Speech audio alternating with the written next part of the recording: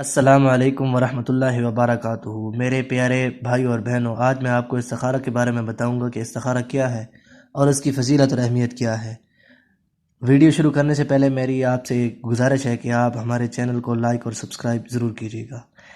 استخارہ کا مطلب، کسی معاملے میں خیر اور بھلائی طلب کرنے کو استخارہ کہتے ہیں۔ استخارہ کی اصطلاحی تعریف: ایسی دو رکعت نماز اور مخصوص دعا جس کے ذریعے اللہ رب العزت سے کسی معاملے کی بھلائی اور انجام کار کی بہتری کا سوال کیا جاتا ہے، یا پھر دو کاموں میں سے ایک کو اختیار کرنے یا چھوڑ دینے میں اللہ تعالیٰ سے مدد طلب کی جاتی ہے۔ استخارہ کی فضیلت: استخارہ کی فضیلت کا اندازہ اس بات سے بھی بآسانی لگایا جا سکتا ہے کہ اس کے ذریعے بندہ اپنے پروردگار سے کسی کام میں رہنمائی حاصل کرنے کا سوال کرتا ہے۔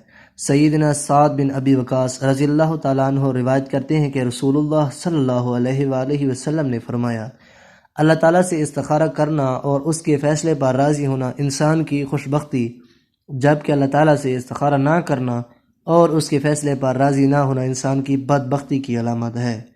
استخارہ کی اہمیت: حضرت جابر بن عبداللہ رضی اللہ تعالیٰ عنہ بیان کرتے ہیں کہ رسول اللہ صلی اللہ علیہ وآلہ وسلم ہمیں تمام کاموں میں استخارے کی ایسی تعلیم دیتے جیسے قرآن کریم کی کسی سورت کی تعلیم دیتے ہوئے۔